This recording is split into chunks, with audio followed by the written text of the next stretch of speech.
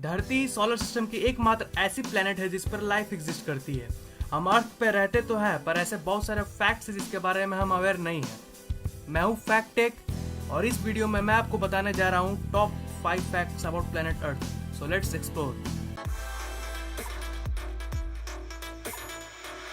Number 1, age of the Earth. क्या आपको पता है कि धरती की एज 4.543 बिलियन ईयर्स है, मतलब कि 454 crore years.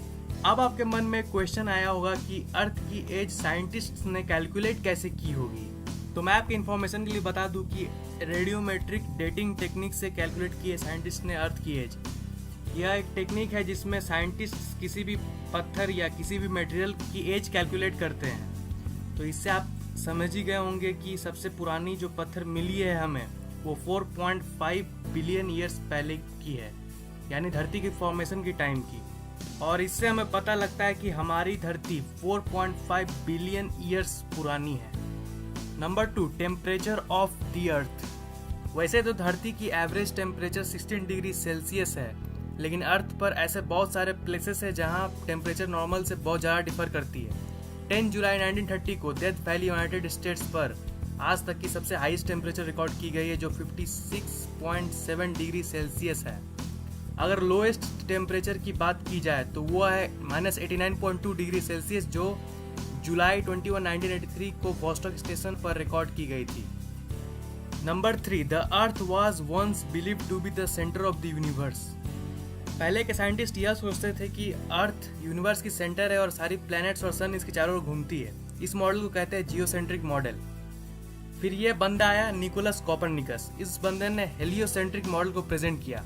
According to this model, सन अर्थ के चारों ओर नहीं घूमती, बल्कि अर्थ सन के चारों ओर घूमती है। और ये तो हम जानते ही कि जियो मॉडल गलत है और हेलियो मॉडल बिल्कुल सही। Number 4, the rotation of the earth is gradually slowing down. जी हाँ, आपने अपने कानों से बिल्कुल सही सुना। अर्थ की रोटेशनल स्पीड धीरे धीरे स्लो होते जा रही है। अगर हम डी एक्सेलेरेशन रेट की बात करें तो ये 17 मिली सेकेंड पर 100 ईयर्स की है। पर अर्थ की स्पीड कम क्यों हो रही है? क्या है ना कि मून अर्थ से दूर खिसकता जा रहा है लगभग 3.78 सेंटीमीटर पर ईयर के हिसाब से, और इसलिए धरती की रोटेशन स्लो होती जा रही है। धरती मून से जितना दूर जाएगी अर्थ की रोटेशन उतनी स्लो होती जाएगी। 3.78 सेंटीमीटर पर ईयर तो सुनने में ज़्यादा नहीं लग रहा होगा, लेकिन अब मैं आपको बताता हूँ कि ये अमेजिंग क्यों है। कुछ 454 करोड़ साल पहले जब चांद नया नया था, तब चांद धरती के बहुत ज़्यादा ही सामने था और उस वक्त हर एक दिन लगभग 6-7 घंटे का होता था।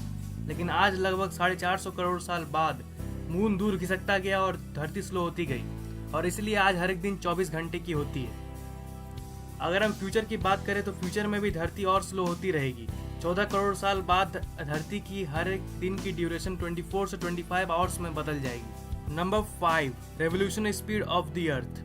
हम लोग सब जानते हैं कि अर्थ सन के चारों ओर रिवॉल्व करती है, लेकिन इसकी रेवोल्यूशन स्पीड पता है आपको कितनी है? इसकी रेवोल्यूशन स्पीड है 30 किलोमीटर पर सेकेंड।